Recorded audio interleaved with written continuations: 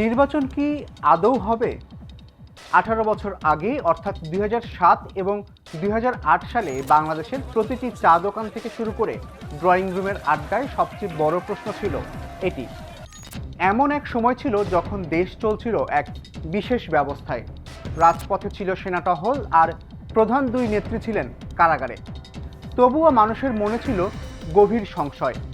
2 বছর পেরিয়ে গেলেও কি আদৌ ব্যালট বাক্সে রায় দেওয়ার সুযোগ আসবে?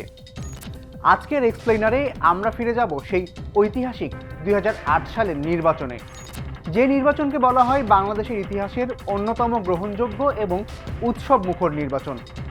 কিভাবে গভীর রাজনৈতিক সংকট কাটিয়ে দেশ নির্বাচনের পথে হেঁটেছিল, কি ছিল সেই বিতর্কিত 1-11 বা 1-11, আর কেনই বা 2008 সালের নির্বাচনকে আজও এক অনন্য মাইল ফলক হিসেবে দেখা হয়। চলুন বিস্তারিত জানা যাক।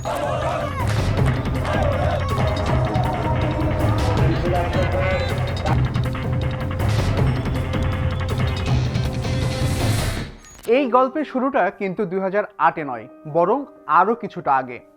90-এর গণ অভ্যুত্থানের পর বাংলাদেশে তত্ত্বাবধায়ক সরকার ব্যবস্থা চালু হয়েছিল। 1996 সালে আওয়ামী লীগ এবং 2001 সালে বিএনপি নেতৃত্বাধীন 4 দলীয় জোট ক্ষমতায় আসে। কিন্তু 2004 সালে জোট সরকার সংবিধানের 14দশ সংশোধনের মাধ্যমে সুপ্রিম কোর্টের বিচারপতিদের অবসরের বয়সসীমা 65 থেকে বাড়িয়ে 67 করে। অভিযোগ ওঠে নিজেদের পছন্দের ব্যক্তিকে তত্ত্বাবধায়ক সরকারের প্রধান করতেই এই চাল। এর ফলে শুরু হয় তীব্র রাজনৈতিক অস্থিরতা। 2006 সালে তৎকালীন প্রধান বিচারপতি KM হাসান প্রধান উপদেষ্টা হতে অসম্মতি জানালে পরিস্থিতি আরও ঘোলাটে হয়। এরপর রাষ্ট্রপতি ইয়াজউদ্দিন আহমেদ নিজে থেকেই প্রধান উপদেষ্টার দায়িত্ব নেন। কিন্তু ভয়াবহ সহিংসতা আর রাজনৈতিক অচলাবস্থার মুখে 2007 সালের 11 জানুয়ারি তিনি পদত্যাগ করতে বাধ্য হন এবং দেশে জরুরি অবস্থা ঘোষণা করেন। এই দিনটি আমাদের ইতিহাসে 1-11 নামে পরিচিত। এরপর ফখরুদ্দিন আহমদের নেতৃত্বে গঠিত হয় সেনা সমর্থিত তত্ত্বাবধায়ক সরকার। ফখরুদ্দিন আহমদের সরকার দায়িত্ব নেওয়ার পর প্রধান লক্ষ্য ছিল একটি স্বচ্ছ ভোটার তালিকা তৈরি করা, কারণ এর আগে ভোটার তালিকায় প্রচুর ভুয়া ভোটারের অভিযোগ ছিল। এটিএম শামসুল হুদার নেতৃত্বে পুনর্গঠিত নির্বাচন কমিশন এক বিশাল কর্মযজ্ঞ হাতে নেয়। এ সময় আনা হয় কিছু যুগান্তকারী সংস্কার। 2007 সালের 10 জুন গাজীপুরের শ্রীপুরে প্রথম ছবিসহ ভোটার তালিকা প্রকল্পের উদ্বোধন হয়। ভোটারদের প্রথমবারের মতো জাতীয় পরিচয়পত্র বা এনআইডি কার্ড দেওয়া হয়। প্রার্থীর শিক্ষাগত যোগ্যতা, পেশা, আয় এবং ফৌজদারি মামলা আছে কিনা এমন 8টি তথ্য হলফনামার মাধ্যমে জমা দেওয়ার বাধ্যতামূলক করা হয় সেই সময়টিতে। আগের অস্বচ্ছ ব্যালট বক্সের বদলে স্বচ্ছ ব্যালট বক্স প্রবর্তন করা হয়, আর কোনো প্রার্থী পছন্দ না হলে ভোটারদের না ভোট দেওয়ার সুযোগ রাখা হয়। রাজনৈতিক দলগুলোর জন্য নিবন্ধন বাধ্যতামূলক করা হয় এ সময়, এবং দলের প্রতিটি স্তরে অন্তত 33% নারী প্রতিনিধিত্বের শর্তও দেওয়া হয়। যদিও বাধ্যতামূলক নিবন্ধন এবং প্রার্থিতা বাতিলের মতো কিছু ক্ষমতা রাজনৈতিক দলগুলোর চাপে পরবর্তীতে কমিশন কার্যকর করতে পারেনি।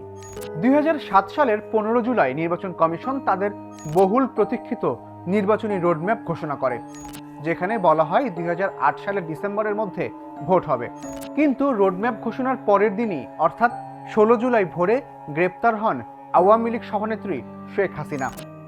এর 2 মাস পর 3 সেপ্টেম্বর গ্রেপ্তার হন বিএনপির চেয়ারপারসন খালেদা জিয়া। সংসদ ভবন এলাকায় স্পিকার ও ডেপুটি স্পিকারের বাসভবনকে সাব জেল বানিয়ে তাদের রাখা হয়েছিল। 2008 সালের 11 জুন শেখ হাসিনা এবং 11 সেপ্টেম্বর খালেদা জিয়া মুক্তি পান।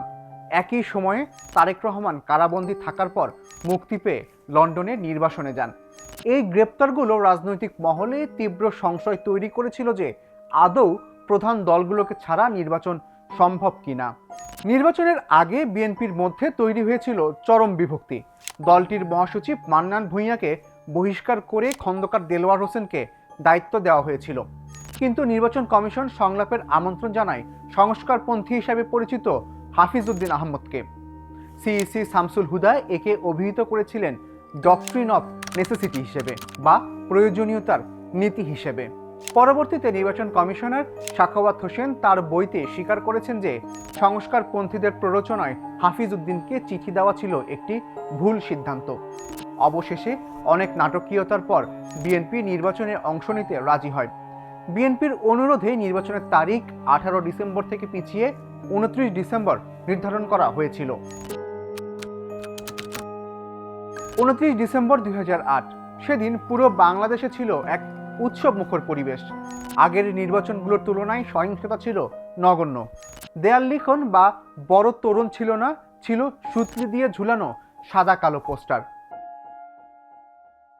এই নির্বাচনে ভোটের হার ছিল অবিশ্বাস্য 87.16%। প্রায় 4.25 লাখ ভোটার না ভোট ব্যবহার করেছিলেন সেবার। ফলাফল ছিল চমকে দেওয়ার মতো। আওয়ামী লীগ নেতৃত্বাধীন মহাজোট নির্বাচনে বিশাল জয় পায়। দল হিসেবে আওয়ামী লীগ একাই পায় 230টি আসন, আর বিএনপি নেতৃত্বাধীন 4 দলীয় জোট পায় মাত্র 30টি আসন। এরই মধ্যে জামায়াতে ইসলামী 39টি আসনে লড়ে মাত্র 2টিতে জয়ী হয়। যদিও বিএনপি 220টি কেন্দ্রে অনিয়মের অভিযোগ তুলেছিল, তবে দেশি বিদেশি পর্যবেক্ষকদের কাছে এটি ছিল বাংলাদেশের অন্যতম গ্রহণযোগ্য নির্বাচন।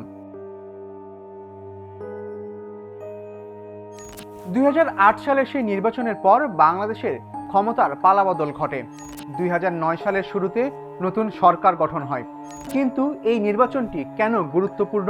কারণ এটি ছিল বাংলাদেশের ইতিহাসে শেষ গ্রহণযোগ্য নির্বাচন হিসাবে পরিচিত। পরবর্তী 2014, 2018 এবং 2024 সালের নির্বাচনগুলো নানা বিতর্কে বিদ্ধ হয়েছে। আমাদের আজকের এই ঐতিহাসিক বিশ্লেষণটি আপনার কেমন লাগলো? 2008 সালের নির্বাচনের কোনো স্মৃতি কি আপনার মনে আছে? কমেন্টে আমাদেরকে জানান। এমন আরও ভিডিও দেখতে ভিজিট করুন প্রথম আলো.com আর ফলো করুন প্রথম আলোর ফেসবুক পেজ ও ইউটিউব চ্যানেল।